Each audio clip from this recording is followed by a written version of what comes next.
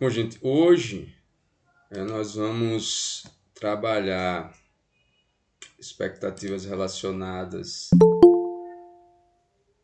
ao texto literário e ao texto não literário, tá?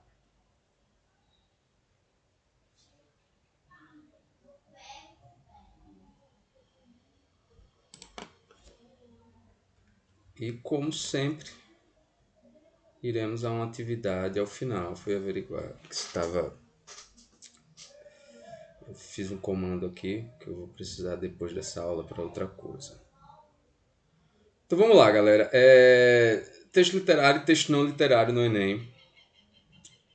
Algo que nos apetece porque as diferenças entre uma situação e outra elas podem gerar, né, situações positivas e negativas, sobretudo quando nós falamos de texto literário, e como nós estamos conversando sobre situações relacionadas mais ao texto literário do que ao texto não literário, né, pelo andamento da oficina, como foi inicialmente acertado entre nós. Perceber essas nuances de diferença sobre o que é literário e o que não é literário. E na hora de compreender o texto, interpretar o texto, a condição da diferenciação entre um e outro, a depender do tipo de texto, certo? Pode ser, né, um elemento que nos dá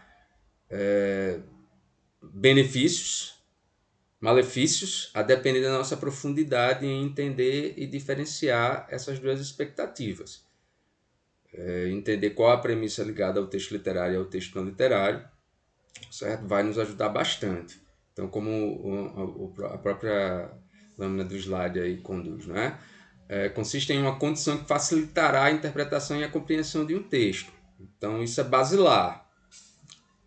Então, para o texto literário, eu tenho que entender que é um texto de função estética, né, que visa o entretenimento ou a diversão, entre aspas, né, e está ligado ao plano subjetivo, né, da emoção e da arte, e é aí que começa a situação, certo? Porque, por exemplo, eu posso citar questões do Enem em que autores como a Clarice Lispector, como Guimarães Rosa, né, autores da terceira geração ali, que tem uma construção tanto estética quanto relacionada ao tipo de narrativa, ao tipo né, de estrutura de narrativa que pode gerar uma dificuldade na hora de, né, de chegar ao cerne ali da questão da compreensão, porque por natureza são textos que apresentam uma complexidade, seja ela linguística, né, seja ela de profundidade por característica, as questões que envolvem ali o plano da Clarice Lispector, né, que em breve vocês verão se vocês já não chegaram nessa geração, acredito que não, mas, enfim, as questões que envolvem o fluxo de consciência, a epifania, né? Ou seja, os experimentalismos linguísticos também agregados a isso, né? Entre um e o outro, falando mais uma vez do Guimarães Rosa. Eu até coloquei algumas questões aqui ligadas a eles para a gente ter, né, isso em prática.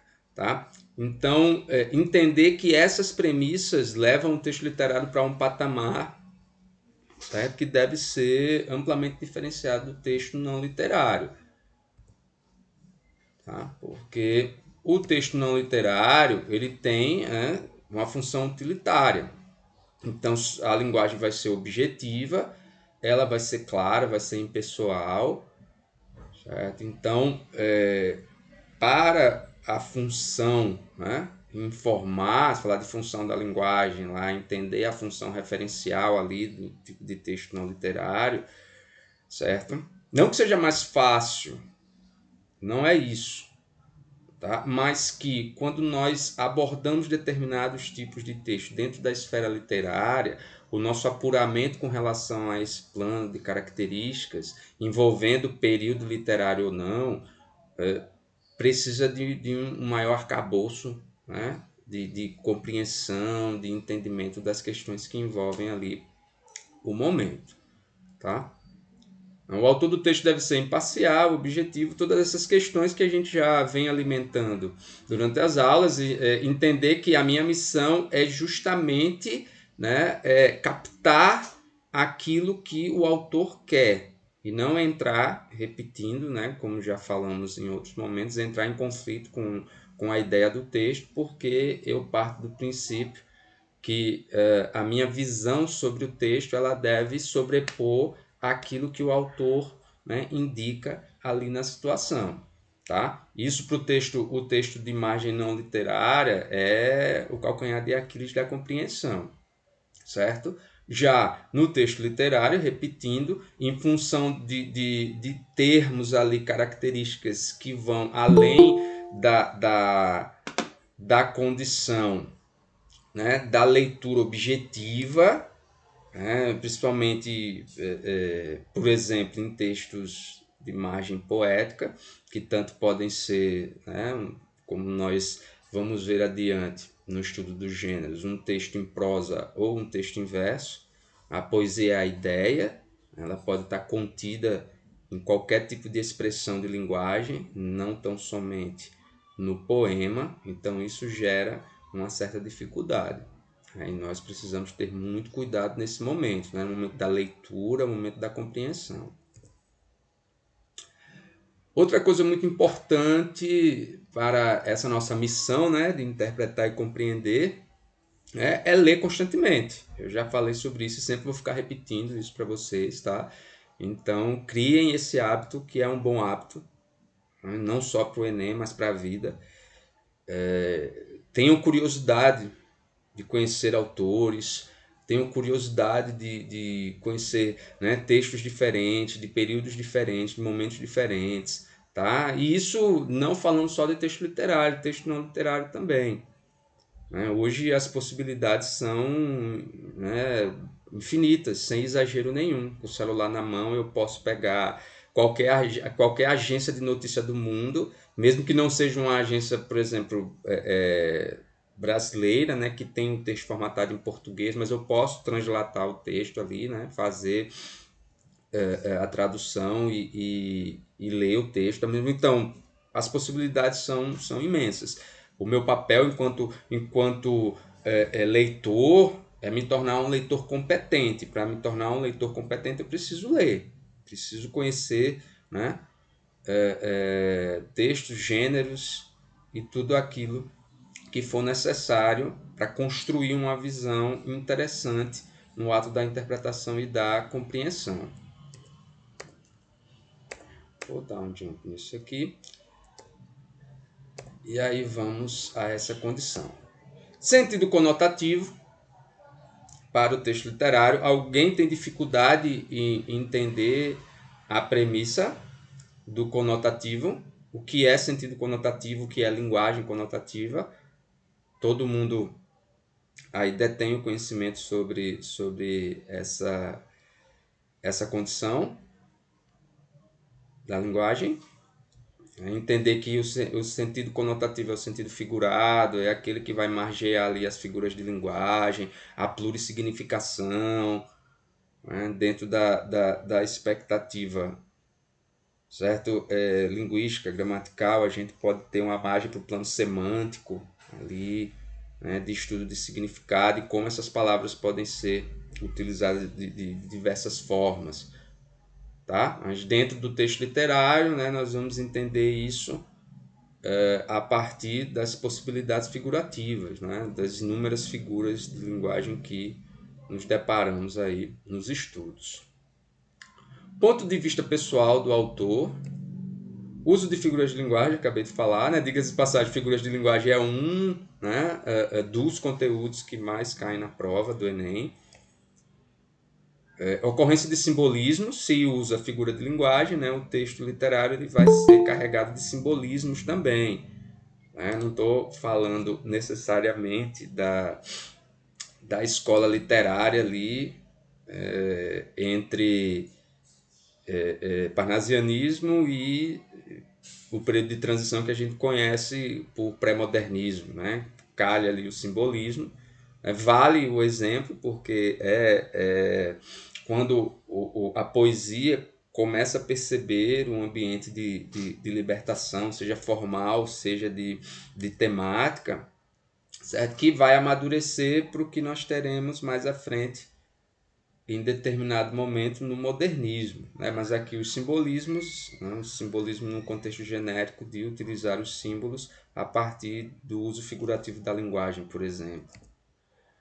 Presença de elementos que detonam múltiplos significados, reflexões e emoções. Aí, se vocês encontrarem nos comandos das provas, né, no caso do Enem lá, plurissignificação do termo, né, seja para uma questão envolvendo semântica, seja para uma questão envolvendo as figuras de linguagem propriamente ditas, né? Então, isso tudo é que abastece as possibilidades, né, da subjetividade do texto literário. A questão da liberdade poética, né? Algumas normas gramaticais ali podem ser negadas, entre aspas, tá, gente? Sobretudo, por exemplo, estou falando de escola literária. Quando a gente chega na primeira geração do modernismo, a gente vai saber que esse é um ambiente propício, porque era um ambiente favorável à crítica. Que crítica? Ao parnasianismo, que tinha toda aquela formatação do texto poético, né, buscando a forma como algo, certo, muito importante para a construção poética. Né? Mais valia a forma do que o conteúdo, a ideia da arte pela arte, né? do poema, né? E do poeta alienado, porque procurava apenas, né? A estrutura como uma forma de garantir a sua satisfação ao escrever um texto. Tanto que vários poemas do parnasianismo, né, falam da construção do próprio poema, são metapoemas, né, e colocam o poeta como um ourives, né, aquele que precisa lapidar o poema para se tornar uma joia.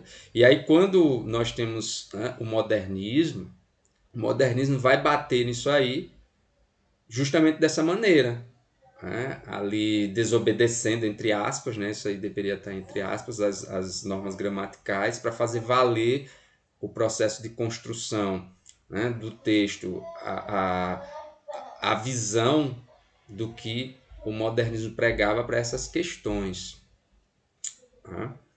Sobre o que é poesia, o que é poema. A composição poética deve obedecer a um padrão, ou deve ser livre para ser produzida da maneira que o poeta bem entender. Então isso é muito comum, sobretudo na primeira geração, ali com Oswald de Andrade, de certa forma com Mário de Andrade, e para alguns outros que seguirão, né, o legado da primeira geração. E lá no Enem, né, a compreensão eficiente e a interpretação dos ditos textos literários é indispensável, né, diferenciar essa linguagem dita, né, linguagem literária da linguagem não literária. Né, conhecer a literatura brasileira, acabei de falar várias situações que podem contribuir para né, para essa visão, para esse apuramento, né, na hora de ler, compreender e interpretar o texto. Né? Falar das diferenças, por exemplo, entre a estrutura de um poema parnasiano e de um poema da primeira geração do modernismo, por exemplo. Entender que aquela estrutura moderna ela é daquela forma em uma primeira geração porque critica a formalidade em excesso, né, que foi marca do parnasianismo. Então tudo isso é muito importante, né, que se tenha à mente no momento da prova. Visto que o conceito de interdisciplinaridade é uma das características do Enem, e aí vale para tudo, né, pessoal? Eu não preciso necessariamente ter os textos literários utilizados dentro da prova de linguagens. Os textos literários podem aparecer na prova de humanas, sem problema nenhum, né, para um uso específico, e se mesmo assim eu não tiver esse ambiente claro na minha mente, né? A diferença de uma linguagem literária para uma linguagem não literária. Por exemplo, o que é uma figura simples? Simples falo porque ela é comum de uso e não que ela seja fácil de ser interpretada, como a metáfora, por exemplo, em que consiste uma metáfora. Isso pode gerar, né, problemas na hora de responder as questões. Se eu entendo uma metáfora dentro de um plano objetivo e não subjetivo, se tratar de uma figura de linguagem, eu posso, né, incorrer em erro na hora de responder a questão. Tudo bem com relação a isso? Tudo tranquilo, né? Eu acho que nada de novo, nada que já não seja, né, por vocês vislumbrado, tal. E o que fica, na verdade, de importante para nós é a prática, entender que a prática ela deve ser constante, a prática ela deve ser diária, claro, dentro das possibilidades de cada um de vocês, de cada um de nós. Né? Mas como o objetivo maior de vocês é chegar lá no Enem, pelo menos por agora, né?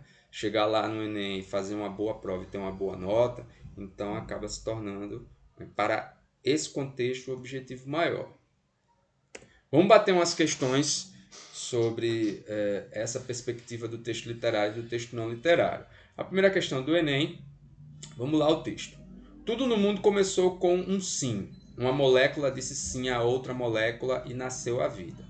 Mas antes da pré-história, havia a pré-história da pré-história. E havia o nunca, e havia o sim. Sempre houve. Não sei o que, mas sei que o universo jamais começou. Enquanto eu tiver perguntas e não houver respostas, continuarei a escrever. Como começar pelo início se as coisas acontecem antes de acontecer? Se antes da pré-história já havia os monstros apocalípticos? Se esta história não existe, passará a existir. Pensar é um ato, sentir é um fato. Os dois juntos. Sou eu que escrevo o que estou escrevendo. Felicidade, nunca vi palavra mais doida, inventada pelas nordestinas que andam por aí aos montes. Como eu irei dizer agora? Esta história será o resultado de uma visão gradual. Há 2 anos e meio venho aos poucos descobrindo os porquês. É visão de iminência, de quê? Quem sabe se mais tarde saberei. Como que estou escrevendo na hora mesma em que sou lido? Só não inicio pelo fim, que justificaria o começo, como a morte parece dizer sobre a vida, porque preciso registrar os fatos antecedentes. Texto da Clarice Lispector, da Hora da Estrela, né? Da tão conhecida Macabea. Eu falei há pouco sobre a literatura, né? O estilo da Clarice Lispector como um estilo que traz uma certa complexidade na hora da compreensão, né? Da interpretação. Porque realmente é uma característica da obra da Clarice Lispector.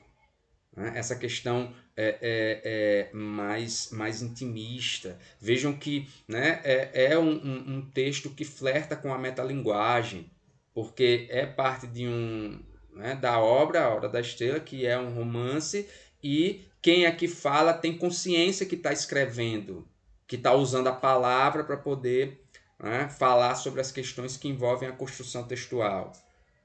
Então, isso é característico. Então, a questão pode partir daí, como também pode ser uma questão que coloque a autora dentro de um plano, né, de fluxo de consciência, de epifania, que são características também evidentes, né, na obra da Clarice Lispector. Tá? Como também pode não situar nenhum desses pontos e apenas, né, querer algo relacionado a esse trecho do romance sobre alguma perspectiva. Vamos lá. A elaboração de uma voz narrativa peculiar acompanha a trajetória literária de Clarice Lispector, culminada com a obra A Hora da Estrela, de 1977, ano da morte da escritora. Nesse fragmento, nota-se essa peculiaridade porque o narrador, letra A, observa os acontecimentos que narra sob uma ótica distante, sendo indiferente aos fatos e às personagens. Relata a história sem ter tido, a preocupação de investigar os motivos que levaram aos eventos que a compõem. Letra C. Revela-se um sujeito que reflete sobre questões existenciais e sobre a construção do discurso. Admite a dificuldade de escrever uma história em razão da complexidade para escolher as palavras exatas. Propõe-se a discutir questões de natureza filosófica e metafísica incomuns na narrativa de ficção. Conseguiram construir alguma situação relacionada à possibilidade de resposta? Aí, cara, essa questão, gente, é uma questão que vai beber na fonte das características da literatura produzida pela Clarice Lispector. Né? O que eu falei há pouco, se vocês têm consciência dessas situações características, vocês perceberam aí o que se quer. Não sei se vocês conhecem a obra, A Hora da Estrela. Essa obra é tão sui generis, é tão única, que a Clarice Lispector cria um narrador que em determinado momento toma quase que a história para si, que é o Rodrigo S.M. E isso tem um plano crítico também, né? A visão dele sobre a personagem Macabeia, né? Que é uma nordestina lagoana que sai das Alagoas e vai à procura de uma vida melhor na cidade grande, né? No Rio de Janeiro, e sofre em função de várias questões envolvendo, né, a sua origem. Tá? E aí a crítica à condição, né, para o momento histórico, para as situações que envolvem a mulher, né, está na obra, está na personagem, mas também está na construção até do próprio narrador, que é um homem. Aí, galera, letra C. Revela-se um sujeito que reflete sobre questões existenciais e sobre a construção do discurso. Vamos lá? Confirmar? Beleza. É isso aí, galera. Vocês pegaram no ato aí a situação, tá? Letra E, né? Propõe-se a discutir questões de natureza filosófica e metafísica incomuns na narrativa de ficção. O que é que acontece? Se a gente pega essa letra E de certa forma joga para o período, né, em que a gente encontra a Clarice Lispector, encontra o Guimarães Rosa, ela calha, né? Ela calha de certa forma, certo? Porque realmente são questões que até certo ponto envolvem-se ali com o plano de produção das narrativas do período, né? Esse plano de flerte filosófico e metafísico naquilo que está além da gente e tal, e blá blá blá. Mas o importante é a gente entender, né, e sempre bater nessa tecla. Eu preciso entender que aquilo que se quer da questão está no texto. Está no texto. Né? Então, o texto, não, de certa forma, não deixa margem para a gente projetar algo que acontecia na ficção antes e a partir, né, do momento de concepção da obra da Clarice Lispector, por exemplo. O texto não deixa margem para isso. Né? Discutir questões de natureza filosófica e metafísica, vírgula, incomuns na narrativa de ficção. Isso aí não é abordado pelo texto. Não tem essa margem. Né? Se fosse uma questão sobre período literário e a gente pegasse o que a segunda geração da prosa regionalista colocava como pauta, tinha uma relação com isso, e que até de certo ponto, né, se a gente pegar, sair um pouco do plano da segunda geração, sempre pensando no regionalismo, né, nós temos autores da segunda geração, da geração de 30, como Graciliano Ramos, que escrevem outros tipos de poemas, escrevem outros tipos de romances também, que não necessariamente são romances regionalistas e que em determinados momentos vão flertar com certas situações que podem ser, né? Enfim, em uma análise mais profunda, a hora filosófica, a hora metafísica vai depender de uma análise, mas, né, para nós isso não serve agora. O que serve realmente é aquilo que o trecho aqui do romance A Hora da Estrela indica. E aí a letra C, né, calha perfeitamente. Um sujeito que reflete sobre questões existenciais e sobre a construção do discurso. Aí é preciso entender um pouco da obra, né? Tá um pouquinho ali condicionado sobre o fato, por exemplo, do narrador ser um homem, né? Ser um narrador do gênero masculino criado pela Clarice Lispector. Mas enfim, vocês foram no alvo, maravilha. Olha a segunda questão. Adolescentes também do Enem, adolescentes, mais altos, gordos e preguiçosos. Já percebemos que não é um texto literário, né? Um texto informativo, logo, um texto não literário. Vamos lá. A oferta de produtos industrializados e a falta de tempo tem sua parcela de responsabilidade no aumento da silhueta dos jovens. Os nossos hábitos alimentares, de modo geral, mudaram muito, observa Vivian Ellinger, presidente da Sociedade Brasileira de Endocrinologia e Metabologia, SBEM. No Rio de Janeiro, pesquisas mostram que, aqui no Brasil, estamos exagerando no sal e no açúcar, além de tomar pouco leite e comer menos frutas e feijão. Outro pecado, velho conhecido de quem exibe excesso de gordura por causa da gula, surge como marca da nova geração, a preguiça. 100% das meninas que participam do programa não praticavam nenhum esporte, revela a psicóloga Cristina Freire, que monitora o desenvolvimento emocional das voluntárias. Você provavelmente já sabe quais são as consequências de uma rotina sedentária e cheia de gordura. E não é novidade que os obesos tenham uma sobrevida menor, acredita Cláudia Kozer, endocrinologista da Associação Brasileira para o Estudo da Obesidade e da Síndrome Metabólica. Mas, se há 5 anos os estudos projetavam um futuro sombrio para os jovens, no cenário atual, as doenças que viriam na velhice já são parte da rotina deles. Os adolescentes já estão sofrendo com hipertensão e diabetes, exemplifica Cláudia.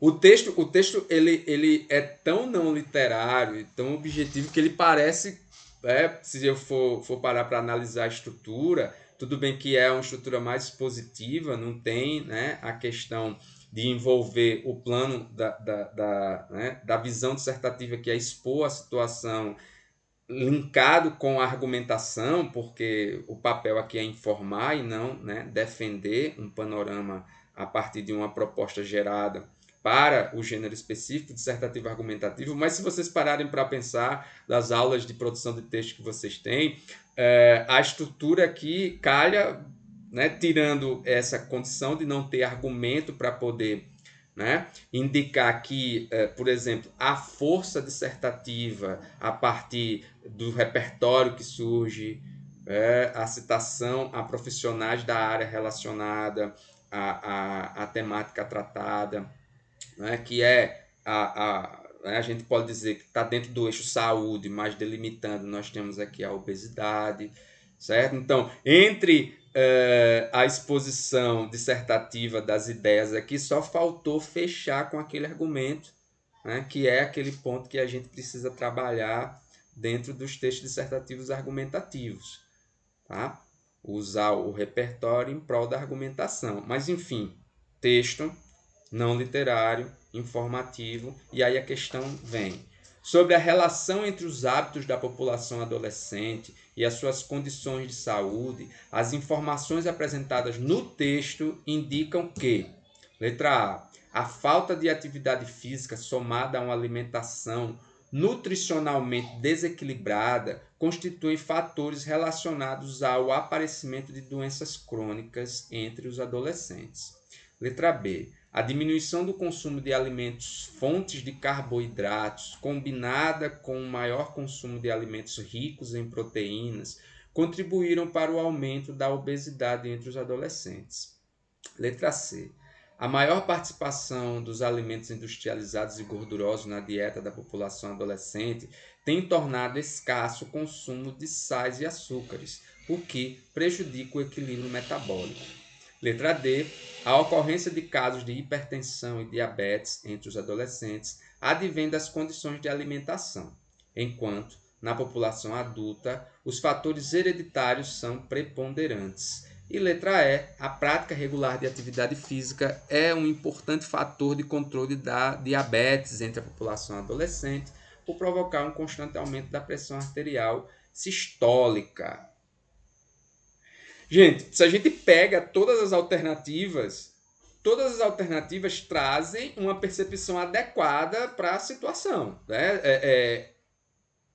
Aí, colocando entre aspas, situação, não situação do texto, a situação que está aqui solicitada, né? Apresentadas no texto, mas sobre o problema em si, né? Então, esse é o risco, né? Quando a gente não entende que o que eu quero é do texto. E aí vocês, né, já foram na alternativa, né, correta, porque justamente o texto traz essa previsão, né, na balança das situações, a falta de atividade física somada a uma alimentação, né, desequilibrada acabam, né, promovendo aí o aparecimento de doenças crônicas entre os adolescentes.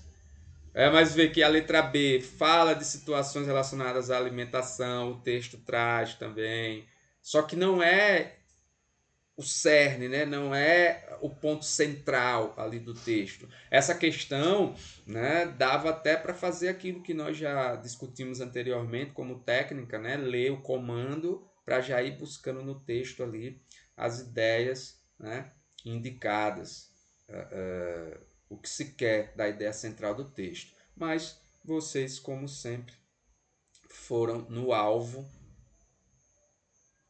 quando a resposta foi solicitada. A questão do SAS agora. Na ocasião de entregar o leque, apertei-lhe a ponta dos dedos presos na luva de pelica. Bem vê que tive razão, assegurando-lhe que não sou tímido. A minha foiteza a fez corar. Agradeceu-me com um segundo sorriso e uma ligeira inclinação da cabeça. Mas o sorriso desta vez foi tão melancólico que me fez dizer ao meu companheiro: esta moça não é feliz. Trecho da obra Lucíola, do José do Alencar, né? A faceta urbana do José do Alencar com os perfis femininos, né? As protagonistas femininas que também foram muito trabalhadas nessa parte da obra alencariana. Vamos ver o que se quer.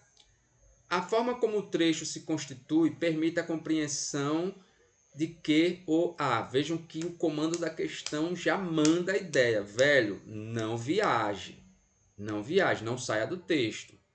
Tá? A compreensão de que o A. Personagem que profere a fala em discurso direto é também narrador. O narrador pode ser identificado como a pessoa a quem se dirige o relato. Letra C. Passagem é marcada predominantemente pelo uso do discurso direto. Letra D. Texto faz parte de uma carta endereçada à moça, que é dona do leque. Letra E. Diálogo é formado por pelo menos 3 personagens. E aí, galera?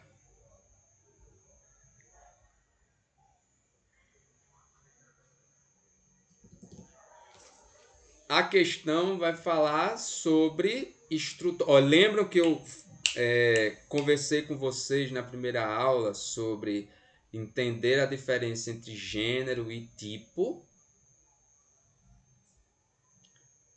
A diferença entre gênero textual e tipo textual, quando eu pego, por exemplo, o tipo narrativo e eu incluo a visão do tipo narrativo dentro de um romance, dentro de uma crônica, dentro de um conto. Quais são as características que envolvem o plano do narrador, o plano do discurso, o plano do que demanda um tipo de discurso identificado ali na hora né, da leitura. Então, tudo isso para essa questão é importante. Se vocês têm essa percepção apurada, vocês vão perceber que a questão não é uma questão difícil. E aí o Marcos e o Gustavo já mataram aí letra A. Todo mundo concorda? Ou alguém viu alguma outra expectativa aí que... À primeira vista, a questão, as alternativas, como vocês colocaram aí, realmente parecem, né, não ter relação com a situação textual. Mas aí é onde está. Né? O texto literário nessa questão é utilizado como pretexto para trabalhar um campo estrutural, que é o campo da narrativa, né? Do tipo narrativo dentro do romance, que teve o seu trecho utilizado como parte da questão. Vou bater, muito bem. Né? Letra A, e aí eu volto ao texto, ó. O narrador, aquele que vem na construção, e no final, né, o pronome aqui, ó, possessivo, o pronome possessivo, o pronome oblíquo aqui de primeira pessoa condiciona a questão do discurso direto, né, o verbo de locução, os dois pontos e o travessão, que é marca do discurso direto. Então, o personagem que profere a fala em discurso direto é também o narrador. Basicamente, a questão vai tratar da estrutura do texto narrativo, né? Do tipo. Eu sei que o tipo narrativo tem um tipo de discurso, que vai ser direto, indireto ou indireto livre. Tem um tipo de narrador, né? O narrador observador ou o narrador personagem. E aí essas questões podem, né, a depender do tipo de obra, dar uma alternada, mas sabendo que, por exemplo, o narrador observador é aquele que tem um plano mais profundo das situações, né? Inclusive pode estar alternamento das personagens, e o narrador personagem não. Isso é tão interessante, gente, que marca estilos como, por exemplo, Dom Casmurro, do Machado de Assis. O narrador, aquele que, né, propõe as coisas para o leitor, é o Bentinho. Então, nitidamente, a gente percebe que aquela visão do Bentinho, ela é viciada. Ela é viciada por quê? Porque o Bentinho, depois o próprio desenrolar do enredo mostra isso, né? Que psicologicamente ele não termina a obra muito bem, mas mostra que a percepção dele das situações envolvendo o Capitu e o Escobar estão ali permeadas, né, daquilo que ele sente, de todas as questões que envolvem o plano da possível traição por aquele que é, né, necessariamente o traído. Isso é a genialidade do Machado de Assis, para que a gente, no final das contas, nunca saiba se o que foi colocado por Bentinho como situação ali, né? Por exemplo, de analisar o próprio filho caminhando e nadando e achar que ele parece o Escobar, se a Capitu o traiu ou não, porque era ele que estava narrando. Se fosse um narrador observador em terceira pessoa, que soubesse tudo ali das situações envolvendo a história, o romance não teria graça. Né? Graça no sentido de seria, né, óbvio. A gente chegaria a conclusões porque o narrador observador ele poderia nos dar a qualquer momento a prova do sim que houve, a traição, né, que é a grande questão motivadora do enredo, ou que não, né, porque ele sabe tudo. Já o Bentinho, sendo narrador e personagem, ele não tem esse poder. Né? Ele cogita, mas essa cogitação das situações, como eu citei, é viciada pela posição do próprio Bentinho. Né? Então isso é fantástico. Genialidade do Machado de Assis.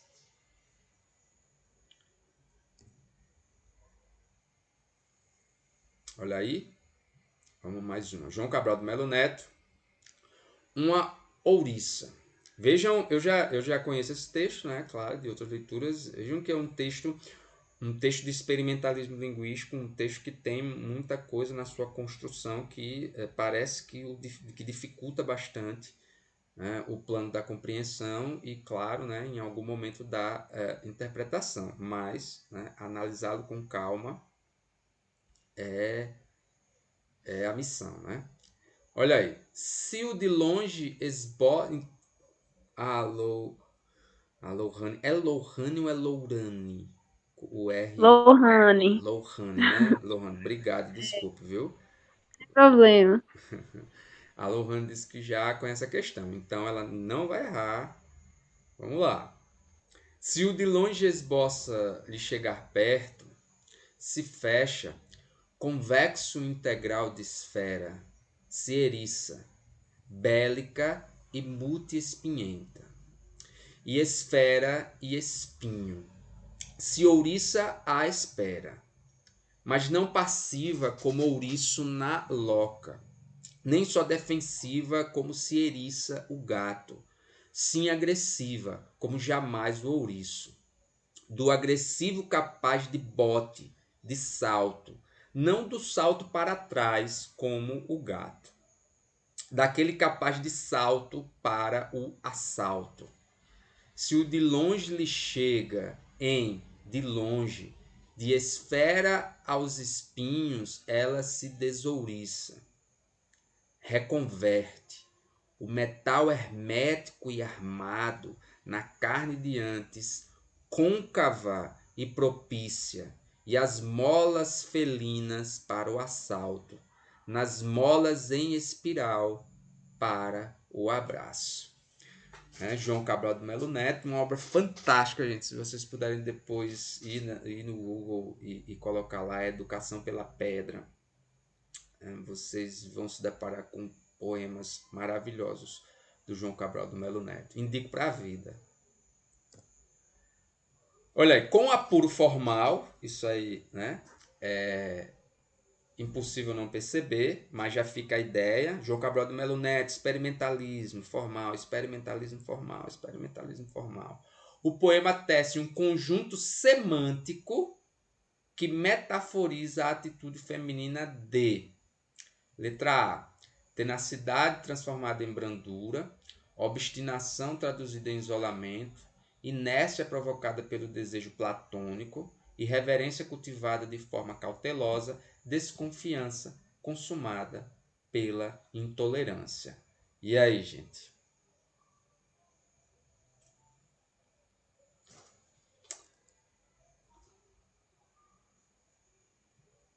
Ó, é ver a questão, ver os versos, e aí ter a metáfora, a parte da imagem, tá, gente? A subjetividade da metáfora é entender que a metáfora é uma comparação que abre um leque de possibilidades, certo? Para que a gente possa perceber o ambiente metafórico. Não é uma comparação como figura de linguagem direta ali. Ah, ele fala como um papagaio. Aí eu sei que é uma comparação direta. É figura de linguagem, mas eu chego a uma conclusão mais rápida. Né? Ele fala como um papagaio porque ele fala muito. Mas se eu chego para vocês e digo, gente, a vida é uma cartola de mágico. A possibilidade, certo? A possibilidade metafórica, porque trata-se de uma metáfora aí, na hora de interpretar e compreender a situação, ela é mais ampla. Por que a vida é uma cartola de mágica? Porque é cheia de surpresas, porque pode trazer coisas boas e coisas ruins, porque né, o inesperado pode né, surgir a qualquer momento, enfim, há um leque maior de possibilidades. Então a questão já traz no seu comando isso, ó, um conjunto semântico. Como assim? Semântico, palavra e significado, né, através do qual o poeta cria uma metáfora né, sobre né, a atitude feminina. Aí vem o que eu falei agora. Quando a gente pensa né, no título do poema, uma ouriça, e a imagem do ouriço vem à cabeça. Né? Aquela situação do ouriço se fechar para não permitir, né, o ouriço cheio de espinhos, para não permitir ali o contato. né? Porque ele precede ali o perigo em algum momento. E aí essa metáfora jogada para a atitude feminina, né? E logo depois ali comparada à situação de um gato, né? Ágil, rápido para poder atacar, ser furtivo para poder, né? Tentar escapar de uma situação que o coloca em perigo. Isso até o se aqui, ó, o pronome, e a gente percebe que há uma mudança de situação. Né? Se o de longe lhe chega em de longe, de esfera aos espinhos, ela se desouriça. O que é? Veja que aí há a criação de um neologismo. Né? Ele criou um verbo. Né? Ouriçar, desouriçar. Né? Tudo bem que a gente usa isso no popular, né? Ah, ele está todo ouriçado ali. Mas desouriçar com prefixo, né? Para ir a antonímia da situação, né? Aí a gente percebe o experimentalismo linguístico, né? A criação de neologismo. O que seria na metáfora, quando a gente pensa na ideia do ouriço, né? Saindo daquela posição defensiva, desouriçando-se, jogando isso para uma atitude feminina, né? Porque o título tem lá uma ouriça, tá? Ela se desouriça, reconverte, né? Reconverter é converter mais uma vez ali a situação. O metal hermético e armado, né? Hermético de difícil compreensão e armado, na carne de antes, côncava e propícia, e as molas felinas para o salto, nas molas em espiral para o abraço. Então a gente percebe que tem uma mudança de atitude né, do ser que está sendo aí descrito dentro dessa metáfora criada pelo João Cabral do Melo Neto. E aí a gente vai para o texto, pro comando da questão mais uma vez, aí com apuro formal, né, apuro é, né, propriedade, é cuidado, né, com a condição formal, né? O poema tece um conjunto semântico que metaforiza a atitude feminina de. Qual seria a resposta?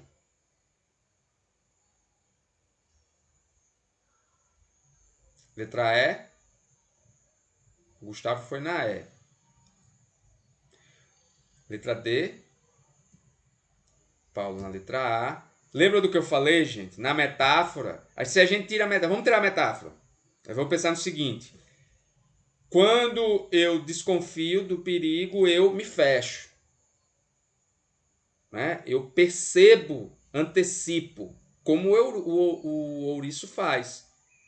Me fecho. Mas quando eu percebo que não há perigo, eu mudo a minha posição. Vamos ver se letra E, D ou A. Aí, galera, letra A. Né? Qual é o ponto da tenacidade? A ideia relacionada ao perceber um possível risco. Né? A mulher é tenaz. Essa, né, a ouriça, ela usa tenacidade para poder perceber a situação, que pode ser uma situação adversa, e ela se fecha. Ela não permite que se aproxima. Mas, diante do plano, né, recondicionado ali, ela transforma essa tenacidade, né, essa coisa hermética, fechada, como os versos propõem, perdão, em uma brandura, porque como lá no final o poema propõe, ó, as molas felinas para o assalto passam a ser, né, as molas em espiral para o abraço. Né? Então o abraço eterno, é brando, né? Traz ideia de brandura. Então tá aí a letra A como resposta. Os versos retomam a situação, né? A gente precisa ler ali, entender a premissa, a metáfora. A metáfora é grande, né? Para a gente poder ali organizar as ideias. Mas isso, gente, eu falei há pouco. Vão lá, conheçam a obra. Se vocês forem no Google hoje ainda, se possível for para vocês, e colocarem lá análise dos poemas de educação pela pedra do João Cabral do Melo Neto, vocês vão encontrar análises fantásticas de cada poema da obra. Análises que nós, a depender da situação, em uma leitura descompromissada, né, apenas para o deleite, por exemplo, né, porque nós já falamos sobre isso, né? Uma coisa é você ler para estudar e outra coisa é você ler, né, para o deleite, para satisfação, porque a arte é isso e a literatura é uma expressão de arte, né? A literatura é desenvolvida para, né, criar satisfação, para, né, criar um ambiente de prazeroso. É claro, nem sempre. A gente vai colocar determinados momentos aí que a obra não se define através disso. Já falei sobre, por exemplo, o naturalismo e a missão, né, científica e de certa forma filosófica do naturalismo, de tentar comprovar uma tese a partir dos elementos ali. Ou, citei também hoje, questões ligadas a poemas parnasianos, né? Parnasianismo universal, naquela ideia de dizer que a arte só precisa da arte para poder existir. Então, mais vale fazer um poema, por exemplo, tentando descrever a tela desse computador aqui com as palavras mais belas dentro da estrutura mais bem feita, né? Com as rimas ricas, com a métrica fechadinha, e me sentir satisfeito com isso do que, né, criar uma subjetividade maior na hora de compor um texto poético. Mas, né, são pontos característicos que a gente também passa a conhecer quando busca por eles em alguma situação. Galerinha, tudo bem, tudo tranquilo, tudo certinho com essa questão. Vamos bater a última para eu deixar vocês. Massa. Olha aí, certa vez minha mãe surrou-me com uma corda nodosa que me pintou as costas de manchas sangrentas. Moído, virando a cabeça com dificuldade, eu distinguia nas costelas grandes lanhos vermelhos. Deitaram-me, enrolaram-me em panos molhados com água de sal, e houve uma discussão na família. Minha avó, que nos visitava, condenou o procedimento da filha, e esta afligiu-se. Irritada, ferira-me à toa, sem querer. Não guardei ódio. A minha mãe, o culpado era o nó. Falei sobre ele hoje, ó. As facetas literárias do Graciliano Ramos, que não necessariamente, né, estão ali ligadas com o plano do regionalismo de 30, né, com Vidas Secas e tal. E aí uma obra, né, Infância, que traz até um pouco da vida do próprio autor, né, alagoano de origem. Vamos ver o que o Enem quer do Graciliano Ramos. Num texto narrativo, mais uma questão de tipo, a sequência dos fatos contribui para a progressão temática. No fragmento, esse processo é indicado pela alternância das pessoas do discurso que determinam o foco narrativo, utilização de formas verbais que marcam tempos narrativos variados, indeterminação dos sujeitos de ações que caracterizam os eventos narrados, justaposição de frases que relacionam semanticamente os acontecimentos narrados, recorrência de expressões adverbiais que organizam temporariamente a narrativa. Estrutura, tipo. O tipo narrativo dentro do romance, dentro do gênero aí do romance, né? Infância.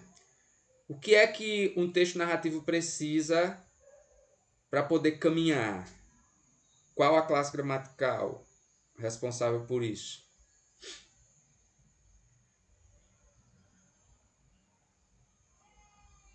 Letra C, indeterminação dos sujeitos, de ações que caracterizam os eventos narrados.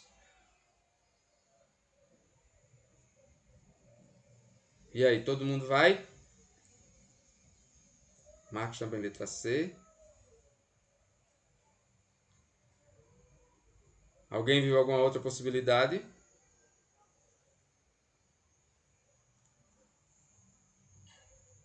Vou bater. Letra B. Gente, eu falei sobre isso na primeira aula. O que é que marca o tipo narrativo, gramaticalmente falando? Sequência de fatos narrados, né? Fatos, falo, né, de situações que não necessariamente são baseadas no fato, tá? Mas assim, enfim, a verossimilhança ou uma narrativa. A classe gramatical responsável por determinar tempo e ação é o verbo. Se fosse a descrição, o tipo, né, descritivo, o que é que seria, dentro desse mesmo plano, qual classe gramatical teria a função dentro do tipo descritivo? O adjetivo. Por quê? Porque o adjetivo serve a caracterizar. Né? Então, para descrever algo, eu preciso denotar a característica, cor, tamanho, forma. Então, né, eu tenho a prerrogativa do adjetivo. Já no tipo narrativo, o andamento das situações ocorre em função do verbo. Né? Então, se a gente vai lá para o texto, surrou-me, olha aí, né?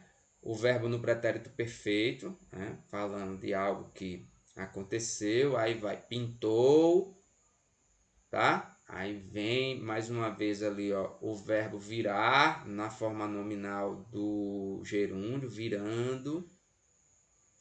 E aí já parte, ó, para um verbo no pretérito imperfeito, distinguia, né? E assim por diante, ó, deitaram-me, lá vai mais um, enrolaram-me.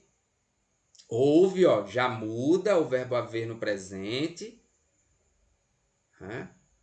Mais uma vez volta o pretérito imperfeito, visitava, logo depois mais um verbo no pretérito perfeito, condenou, né? Vem para o presente pronominal, olha aí, afligiu-se, não é presente não, pretérito, né? O verbo pronominal, né? A filha, se fosse presente, era aflige-se, afligiu-se. E aí eu vou seguindo, né? Tá? Para a situação, ó. Tempos e verbos estão em todo o trecho aí, dando encaminhamento ao o tipo, né? O tipo narrativo que precisa desse tipo de classe para poder seguir com seu, né, com sua função, o de relatar, o de narrar. Ah, poxa, eu vou errar o nome de novo. Me corrija se eu estiver errado. O W é mudo ou é Neverton? É Neverton mesmo?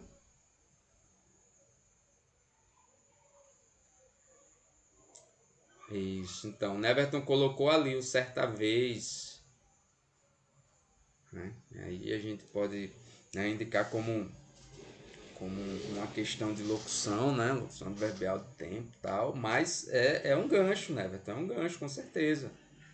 Né? Já dá a ideia de que a narrativa vai, né, levar à memória. O título da obra, Infância, né, diz muito sobre isso também. Mas beleza, gente. Deu pra perceber a ideia aí da questão ligada ao tipo, né, e a característica do tipo, e aí só reforça aquilo que a gente conversou antes, né? Conhecer essas características do tipo narrativo e reconhecer elas dentro do texto, né, para uma questão que fomenta essas expectativas características, tá? Né, importante, porque nós podemos nos deparar com esse tipo de questão, questão do Enem. Então, se preparados estivermos, melhor será. Galerinha, bateu. Hoje já foi. Mais uma vez, né? Foi muito bom. Vocês mandaram ver aí, como sempre. E terça-feira a gente segue para a terceira aula, no mesmo horário. Espero que eu tenha conseguido organizar as ideias de uma maneira clara, para não deixar nada sem aquela condição necessária para o entendimento, mas caso isso tenha acontecido, fiquem à vontade para depois, certo? Mandar uma mensagem ou, enfim, entrar em contato de alguma maneira. Tudo bem? Belezinha? Galera, eu vou deixar vocês, tá? Sei que daqui a pouco vocês têm aula. Olá, né? Ótima porque nós estamos juntos. Eu agradeço a presença de vocês. São terças, né, Berton? Só hoje, certo, que eu abri uma exceção, porque a aula de terça eu não consegui fechar aquilo que era necessário para terça, para na próxima terça dar continuidade dentro do programa. Então eu acabei abrindo exceção para essa hoje, mas o dia oficial às terças-feiras. E aí alguma situação extraordinária que seja necessária, né, a gente organiza na terça-feira para um dia ainda na mesma semana, tá? Mas terça-feira às 17h30, certo? Obrigado, Lohane. Isso é muito bom. Esse feedback é fantástico para mim, né? Porque como eu não estou olhando para vocês, né? A gente tá nesse envolvimento virtual, às vezes, né? A gente tá com o aluno, tá com a pessoa ao lado, é mais fácil da gente perceber ali certas situações que nesse momento aqui a gente não é capaz, mas o feedback de vocês é maravilhoso, tá, gente? Agradeço mais uma vez e terça-feira estaremos aqui, beleza? Abraços, bom final de semana. Na verdade, ótimo final de semana, né? Bom tem que ser a semana. O final de semana tem que ser ótimo. Igualmente, você também. Valeu, obrigado, gente. Tchau, tchau. Até Tchau. terça-feira. Boa noite. Boa noite, boa noite.